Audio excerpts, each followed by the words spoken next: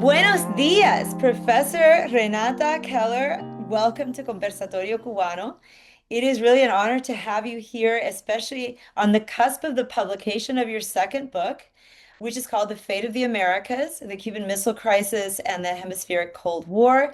It comes out October 14th, 2025 from the University of North Carolina Press. So thank you for coming on and for agreeing to answer, I think, some really basic questions. And yet, because your book is so original, uh, the answers that you give, I'm sure, will be surprising to everyone. Here in Florida, Professor Keller, most Floridians know that the one solid part of the curriculum in public high schools that is Latin American themed is the study of the Cuban Missile Crisis. And often, most Floridian students do not get much of other exposure to Latin America in the classroom, aside from their study of the Cuban Missile Crisis. So there's a real narrowness to the approach and the focus that, in some ways, matches the kind of narrowness to the scholarship that you are really overturning by looking at Latin Americans' understanding and experience of the Cuban Missile Crisis, rather than just the experience of Cuba or the United States or the Soviets or all three of those. So I wonder if you could tell us how Latin Americans experienced the Cuban Missile Crisis, as you found in your book, and what does looking at their perspective on the missile crisis reveal to us that we otherwise would not know? That's a great question. And first of all, thank you so much for having me. I'm really honored to be on here. And yes, so I think looking at the Cuban Missile Crisis is a really great opportunity to expand lots of people's understanding of Latin American history, right? Because, like you said, it is the one thing that almost everyone knows about in Latin American history is that we had this Cuban Missile Crisis. But it does almost always, like 99%, focus on the United States, the Soviet Union, and somewhat on Cuba. And so I think by looking at it in a wider perspective, it offers us opportunities to first of all learn more about Latin America. I wrote this book so that it would be readable for students and for the public because I do think it's part of our responsibility as members of this hemisphere of the Americas to know more about our neighbors. And so this is a way to approach a subject that people are already familiar with, an event that everyone already knows about, and say, look, this actually affected hundreds of millions more people than we ever thought about. And these people across the Americas, they helped cause the Cuban Missile Crisis. And so the first part of the book looks at the causes. And I argue that the widespread reactions to the Cuban Revolution caused the Cuban Missile Crisis. That on the one hand, you have people who are really excited by the Cuban Revolution and who think, this is a great example for how we can, pursue our own country's sovereignty. So this is a good opportunity to look at how all these people across the Americas, some of them were really excited by the Cuban Revolution and said, this is a chance for us. This could be an example of the way we could liberate our own countries, how we could regain our own sovereignty vis-a-vis the United States, how we could improve our own lives. And so you see a lot of people trying to kind of follow in the footsteps of what the Cubans had done. On the other hand, you see a lot of people across the Americas, especially in the governments, but also in the public, saying this is a terrible idea. They've introduced communism into a part of the world that had been safe from communism. They've sacrificed their sovereignty to the Soviets. They're trying to foment revolution across the Americas and unsettle what could be a stable situation. And so you get these very polarized reactions to the Cuban Revolution. And that leads into events like the Bay of Pigs. And I also argue that the Bay of Pigs also involved people across Latin America. It wasn't just the US and Cuban exiles, but actually quite a few Latin American governments were involved as well. And so I argue that all of these reactions to the Cuban Revolution gave this sense of threat to Castro and to Khrushchev and made them think we need to step up our defense of Cuba because there's probably going to be another invasion. The Bay of Pigs didn't work, but they're not giving up. And so Castro was pushing Khrushchev, saying, like, we need more defense, we need more weapons. And Khrushchev decided, well, why don't we use the strongest weapons we have available? And so that, I think, is why Khrushchev offered nuclear weapons to Castro and why Castro accepted them. Mm. And then I also look at how Latin Americans shaped the Cuban Missile Crisis once it started. And I argue that, governments, Latin American government officials, like the participants in the Organization of American States, helped establish the quarantine. And that's what made the quarantine this like multilateral hemispheric act of defense and not a unilateral act of war on the part of the United States against Cuba, which would have been viewed by the rest of the world as more of an attack. And so Latin American Explain responses. for those of us who don't know, what was the quarantine?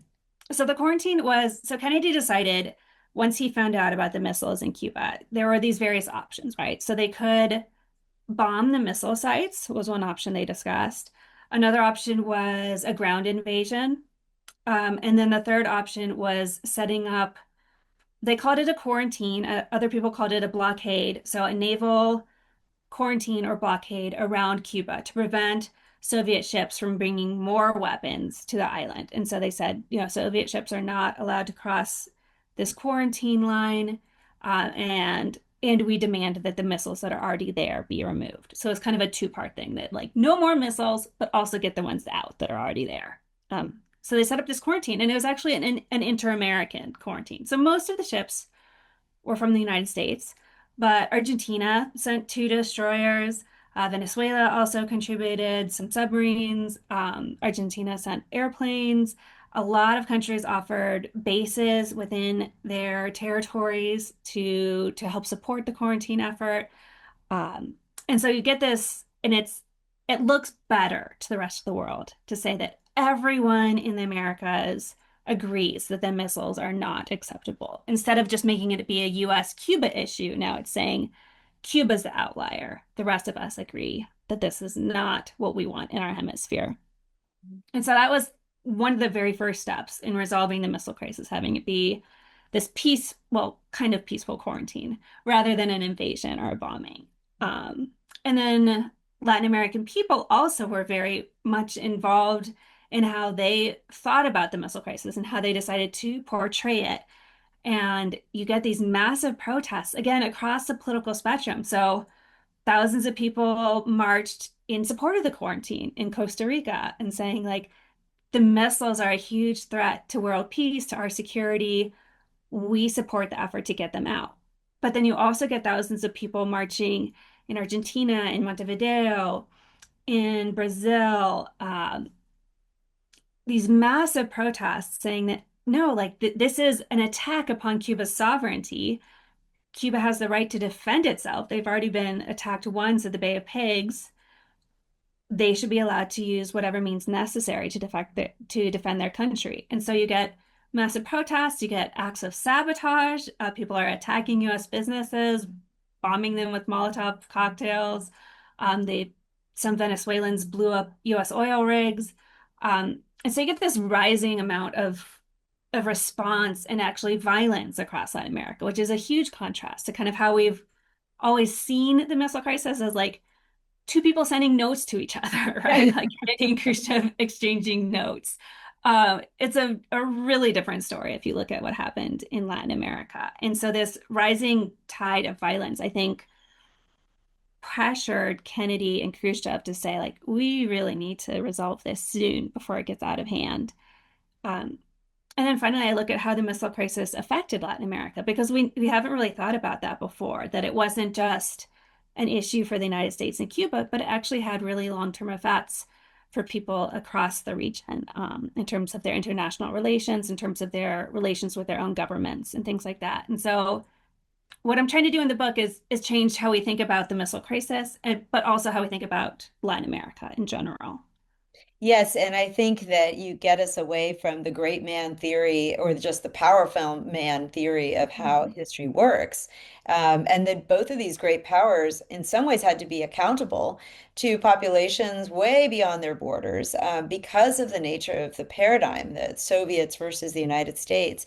I want to ask about how Latin Americans heard about the missile crisis, because in part, when I was a researcher in Cuba in the early 90s, through the 90s, really, I was astonished at how little Cubans on the island, even as late as the 90s, knew about the missile crisis.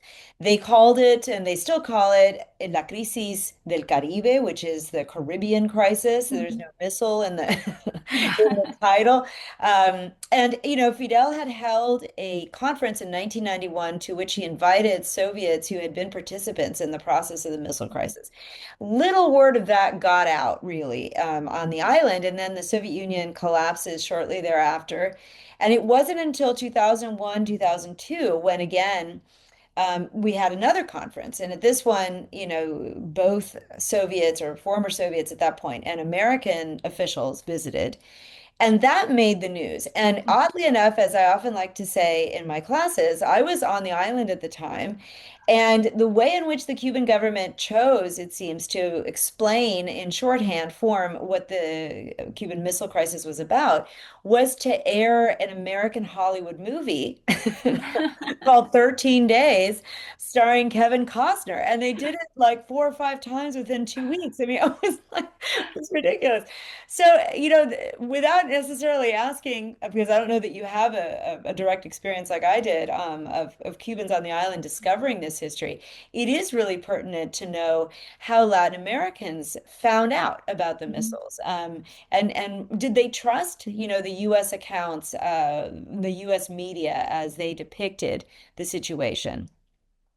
Yes, they did. I think by and large they did. It wasn't just US accounts, it was worldwide this was news, right? So you get the Associated Press, you get United Press International. Sorry, I'm kind of a media nerd. And so they found out through the media. So Kennedy's speech was broadcast. All of the newspapers immediately picked it up. So if you look at front pages across Latin America, it is front page news the next day. Like everyone was talking about it. All the newspapers, the radios were broadcasting speeches and news about what was going on. I found an account by an anthropologist in Venezuela who was saying that in the town where she was working, everyone was gathered around radios in the community to listen to what was going on. Even people who didn't really usually follow international news were trying to say like, oh, are we going to die?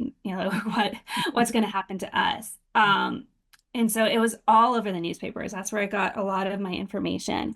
And they would publish the US versions of the news, but they also would publish like local interpretations. Sometimes newspapers would draw their own maps of, okay, so are we within range of the missiles? What parts of our countries? I found a lot of cool maps in Argentina that I wanted to include, but couldn't get Fascinating. permission. Yeah. Um, but yeah, so people were really closely following the news. And so you can see what the newspapers are printing. It's harder to know whether people believe what they read in the paper, but you can get a little bit of a sense because sometimes people would write letters to the newspapers, kind of saying like, "Oh, I don't know about this, I don't know about that," or I wholeheartedly support what's going on. There were really interesting letters to the newspaper in Bogota, in Colombia, and one one person who wrote to the newspaper said, he was making fun of the defensive measures that his government was taking, and he was saying, this isn't going to do much good if nuclear war breaks out. Like, so you dig a shelter and then what? Like, you're still not going to be able to survive. And so you can see that people were thinking really seriously about the implications for their lives and for their own countries. But yeah, it was front page news for weeks. And so that, I think, through the radios and through the newspapers, through the television broadcasts were the main ways that people found out about what was going on. And Mhm. in Cuba too. So that's funny. That's surprising to me that people didn't in the 1990s know much about it because it was also all over the Cuban newspapers and the Cuban press. And so at the time, people did know what was going on. The Cuban newspapers talked more about like a standard invasion. There was less talk of like nuclear war. It was more about, what should we do if they invade? What should we do if they bomb us? Um, but newspapers in other parts of the Americas were more focused on the nuclear threat. Mhm. Yeah, I mean, I've always theorized that because the Cuban government never really developed a history of its own revolution that was taught in schools, and much was reduced to simply the period between, I would say not even the 40s, but the 50s and 61, uh, Mhm. you have a kind of an annihilation of what were memories on the ground of the nature of the crisis that took place over time. And then you get to the 90s and yeah, but it was incredible that Yeah. most people had no idea and would ask me about it. So one of the things that makes your work also very unique is the multiple sites of research and the fact that it's deeply archival. It doesn't just work with media. And I think that it reveals the complexity of public versus, I would say, official rather than Mhm. private, but official views of the Cuban revolutionary state at the time, and how that complexity in part shifted in different ways, unexpected ways, because of the missile crisis. And so I wonder if you could speak to maybe a couple or one case of a country where the news of the missile crisis, the thought process that the public endured as a result, and the impact of the aftermath. One country where, there was a kind of a complexity to begin with, but then there was much more of a seismic shift as a result of the missile crisis. So Mexico or Chile, you have a wonderful chapter that begins with Chile as a very significant outpost, we could say, of apparent public solidarity with the regime, and yet there was a lot of cracks. There were a lot of cracks that emerged as a result of the missile crisis. Sure, I'd be happy to talk about both of those. And I think they're an interesting contrast because in Chile, the government had been one of the governments that had been defending Cuba's right to self-determination. They had been one of the ones that hadn't cut relations to that point. They had resisted votes in the Organization of American States to isolate Cuba and to kick it out of the Organization of American States. But then when news of the missile crisis comes out, the Chilean government changes its policy toward Cuba, and they say, this is too far. They have gone too far. We're no longer defending their right to self-determination and sovereignty because they are now threatening everybody else, and they're threatening world peace. And so the government lines up with the United States, changes its policy toward Cuba, but you have these senators. I found a really interesting debate in the Senate, where people are really kind of digging into these ideas about sovereignty and solidarity, and they're saying some people like Salvador Allende, who was a senator at the time, and Luis Corvalán, who was a senator from the Communist Party, they're defending Cuba and they're saying, they talk about this long history. Salvador Allende gives a very long history of like all of the ways in which the United States has attacked Latin American sovereignty over 100 years. All of which to say that like this is part of a pattern of US behavior. This isn't about Cuban behavior or Soviet behavior. This is about the United States once again attacking a smaller neighboring country. And he says, this is shameful that our country has changed its historic defense and its historic tradition of non-intervention and lined up with these imperialists. And then you have other senators who are arguing like this, you are talking about a very old-fashioned way of thinking about intervention. He's saying like now that the Cubans are doing, supporting revolution in other countries, is that intervention? Like, so are we okay with them doing that, but not, do we need to wait till there's ships sailing into people's harbors? Is that the sign of intervention now? And so they're having this really interesting debate over things like intervention, over things like sovereignty.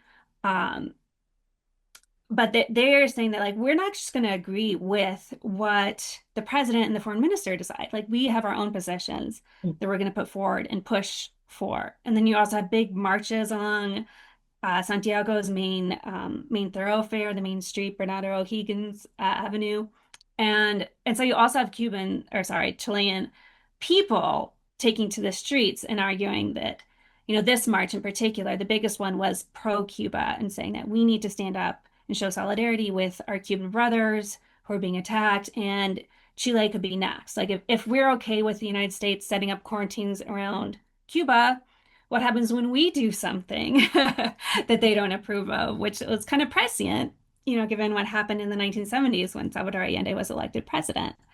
And so you do have these debates within countries over what to do. And then Mexico is also interesting because the Mexican government, like the Chilean government, had also been one of the countries that had been closer to Cuba and kind of defending the Cuban Revolution, not embracing it because they said, we already had our own revolution. We don't need Right. another one. But the Cubans should be allowed to follow their own path without us interfering or the United States interfering. And then, kind of like the Chilean government, once news comes out about the missiles and once the United States reveals, like, we have found clear evidence of nuclear missiles in Cuba, the Mexican government also says, like, this is unacceptable. We're going to stand up and defend peace. And Mexico's president, Adolfo López Mateos, he actually sends messages. He uses his closer relations with Cuba and he sends messages to Cuba's president. And he says, please give up these missiles. You are endangering all of us. And so he's kind of including the Cubans in a way that the United States and the Soviet leaders hadn't been. They'd been like negotiating above the Cubans' heads. And Mexico's president says, like, no, you guys have the power to end this. You can get rid of the missiles.